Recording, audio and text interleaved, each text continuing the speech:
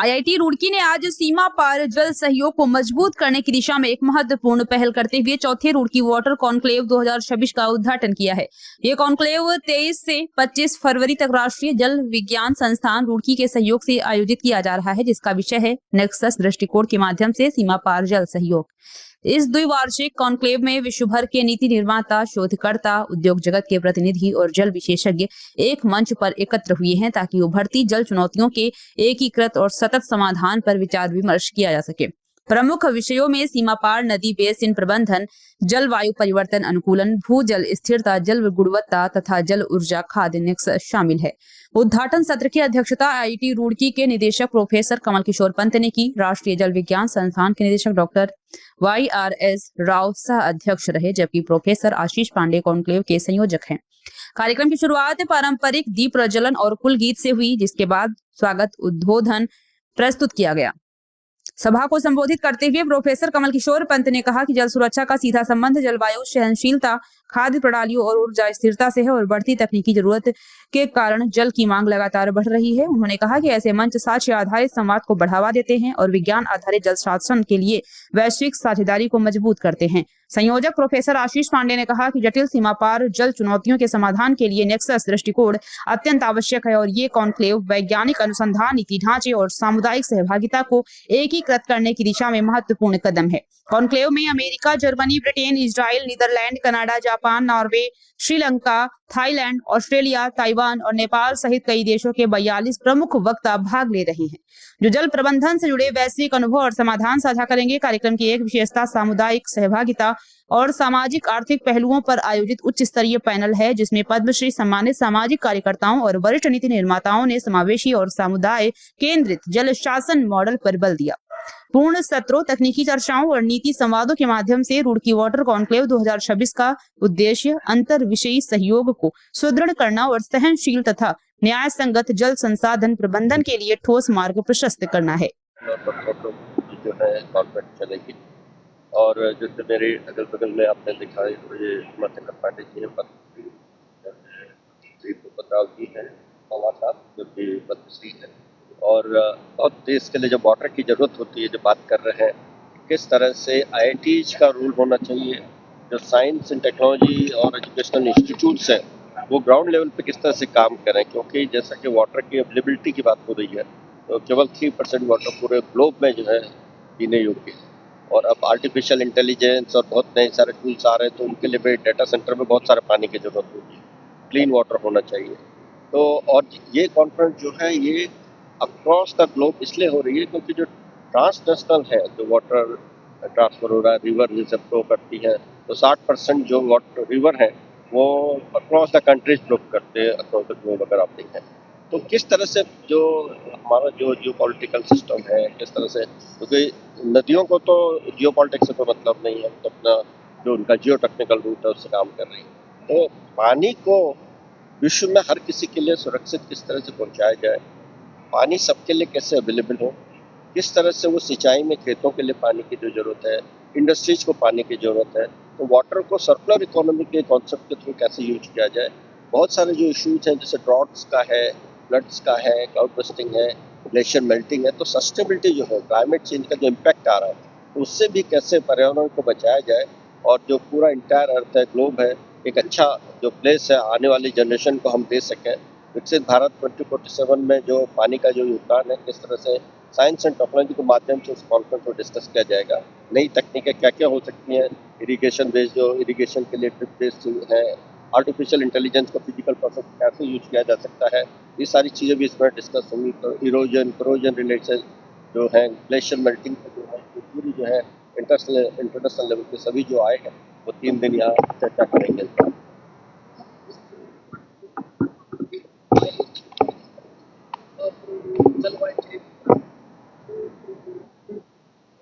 जैसे मैंने गंगा नदी की बात की या रिवर की बात की, ये आप सही कह रहे हैं कि जो आने वाली पीढ़ियां हैं अगर अगले 2030 या 2040 की बात करते हैं तो वाटर का जो सोर्सेज है वो तो आधे होते जा रहे हैं, कंजम्पशन डबल होता जा रहा है। तो हमें कहीं ना कहीं ये चर्चा का विषय है कि किस तरह से जो हिमालय जो ग्लेशियर मेल्टिंग हो रही है, अगर पानी जो आ रहा है तो किस तरह से हम लोग कंज्यूम करें, फ्लड वाटर जो है या जब हैवी रेन हो रहा है जहाँ जहाँ फ्लड्स आ रहे हैं वाटर किस तरह से यूटिलाइज किया जा सकता है। जो नमामि गंगे इस तरह के जो स्कीम्स हैं तो उन पानी को जो है पीने योग्य बनाए रखें और जो MSME जो इंडस्ट्री जो पानी जो जीरो वाटर डिस्चार्ज का जो कॉन्सेप्ट है उसको इफेक्टिवली यूज करना होगा। खेतों में पानी को इफेक्टिवली इरीगेशन के पर्पज से यूज करना होगा। तो ये सारी चीज़ें जो है बहुत ज़रूरी है कि इस पे हम लोग चर्चा करें और भविष्य में जो क्या तकनीकें हो सकती हैं उसमें आर्टिफिशियल इंटेलिजेंस किस तरह से हेल्पफुल होगा वाटर को कंज्यूम करने के लिए और वाटर को इफेक्टिवली यूटिलाइज करने के लिए।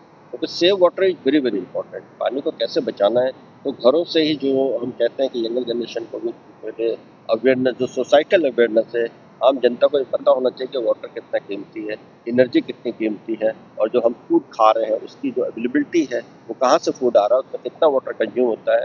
जैसे कि अभी भाषण में भी आपने सुना होगा। तो ये सब चीज़ें बहुत जरूरी है कि आम जनता तक पहुँचाएं। लोगों को अवेयरनेस की ज़रूरत है, ट्रेनिंग की ज़रूरत है कि पानी बचाएं, ऊर्जा बचाएं और जो भोजन है जो खाद्य सामग्री है उसको भी इफेक्टिवली यूज करें, वेस्ट नहीं करना। तो जो वेस्ट मिनिमाइजेशन है बहुत ज़रूरी है, चाहे वो पानी की बात करें, चाहे एनर्जी की बात करें और या फूड रिलेटेड हो। तो मेरे ख्याल से जो FEW नेक्सस जो हम बात कर रहे हैं वो इन सभी चीज़ों पर चर्चा कर सकते हैं। जी वो भी इसमें क्योंकि जो सरकारी इंडस्ट्री से होता है उसको किस तरह से वो इंडस्ट्री अपने ही लेवल पर उसको कंट्रोल करें और उस वाटर को वहीं पर रीयूज करें। तो जीरो वाटर डिस्चार्ज की जो कंसेप्ट की बात कर रहे हैं वो इस तरह की है। बहुत सारी जो परियोजनाएं चल रही हैं तो वो गंगा को क्लीन करने के लिए, यमुना को क्लीन करने के लिए ताकि ज़्यादा से ज़्यादा लोगों को क्लीन और स्वच्छ वाटर के लिए, सिंचाई के लिए और भी जो भी इंडस्ट्रीज को भी लेकिन वो यूज करें, वो सर्कुलेट करें। तो यही कॉन्सेप्ट है सर्कुलर इकोनॉमी। इसलिए मैंने वेस्ट मिनिमाइजेशन की बात की थी। रिसोर्सेज को यूज करो to the concept of circular economy. Roorkee IIT ने एक ऐसा प्रयोग किया है जहां पर मैंने ऐसा खेत देखा है जिसमें गन्ने के खेत में पानी नहीं और गन्ना खड़ा है। ये भी खेत में और घर का पानी घर में हो, गांव का पानी तालाब में। दुनिया में जल संकट है, पानी बनाया नहीं केवल बचाया जा सकता है। और ये बड़ी बात है कि आज 80 देशों के व्यक्ति यहाँ पर इकट्ठे होकर 3 दिन तक जल मंथन करेंगे और साथ में रुड़की 32 देशों को पानी पढ़ाता है। दुनिया में जल का विश्वविद्यालय नहीं, वाटर म्यूजियम नहीं, वाटर लाइब्रेरी नहीं है। तो मेरा नारा है और मेरा मानना है खेत पर मेड़, मेड़ पर पेड़। पानी ही जलवायु परिवर्तन, जो भी एक मित्र ने कहा है, जलवायु परिवर्तन को ठीक करने के लिए वर्षा के दिन 120 से घट के 38 हो गए। 49 प्रकार की हवाएं हैं, 36 प्रकार की जलवायु है भारत की। तो हम सबको मिलके सब्जी का पानी, बर्तन धोने का पानी, कपड़ा धोने का पानी, इस पानी की रिसाइकलिंग कैसे करें। 140 करोड़ व्यक्तियों के भोजन की चिंता होनी चाहिए और ये गंगा का देवभूमि है। देवभूमि से ऐसी प्रार्थना पूरे देश के लिए हो रही है। तो जितनी प्रशंसा की जाए वो कम है। आदरणीय पंत जी की, IIT रुड़की के प्रति मैं धन्यवाद देता हूँ कि बड़े विशेषज्ञ आए। 3 दिनों तक आप लोकतंत्र का चौथा स्तंभ है। आपके पानी बचाना सरकार का काम नहीं है, समाज का काम है। 25 लाख तालाब समाज ने बनाए थे। 10,550 नदियों की रक्षा समाज को। नदियों की हद और सरहद नहीं होती, ये कई देशों से निकल के आती हैं। तो मैं इन्हीं शब्दों के साथ बहुत बहुत धन्यवाद कि आप सबने हमारी बात की। हमारी समस्या ग्राउंड के ऊपर है। गांव और समाज अगर प्रकृति के साथ जुड़ जाता है तो ही हम प्रकृति को संभाल सकते हैं। इसलिए हमें आज जो जलवायु परिवर्तन की सबसे बड़ी समस्या, बार बार हर सीजन में बादल फट रहे हैं। 1170 mm रेनफॉल हमारा एवरेज है, वो अभी 20-30-40 दिन के अंदर ही एवरेज रेनफॉल हो रहा है।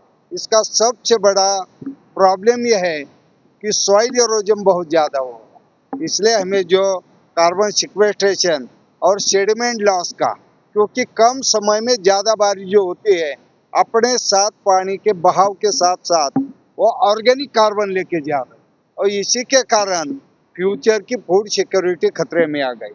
तो मुझे लगता है ग्राउंड जमीनी स्तर पर हमें जहाँ हर एक बूंद गिरती है वही रिचार्ज करनी जरूरी है और सॉइल का जो कटअप होता है तो उसको कंट्रोल करने की जरूरत। और दूसरी समस्या जो है ये है कि इंडस्ट्रियल वेस्ट और अर्बन वेस्ट। और तीसरी समस्या जो इंक्रोचमेंट टाउन प्लानिंग में हो रहा, तो हमारे हिंदुस्तान के सारे सिटीज के आउटलेट ब्लॉक हो रही, इसके कारण वो ड्रेनेज शिफ्ट हो रहा है। तो मुझे लगता है 80 देश विदेशों के लोग एक्सपर्ट यहाँ आए और साथ ही में 540 महानुभाव इसमें इन्वॉल्व हो गए। मुझे लगता है IIT रुड़की और आदरणीय पंत सर ने जो इनिशिएटिव लिया ये खाली हिंदुस्तान के लिए नहीं, पूरी दुनिया की जो जलवायु परिवर्तन के कारण आने वाली समस्या है उसके ऊपर ये मंथन होने जा रहा।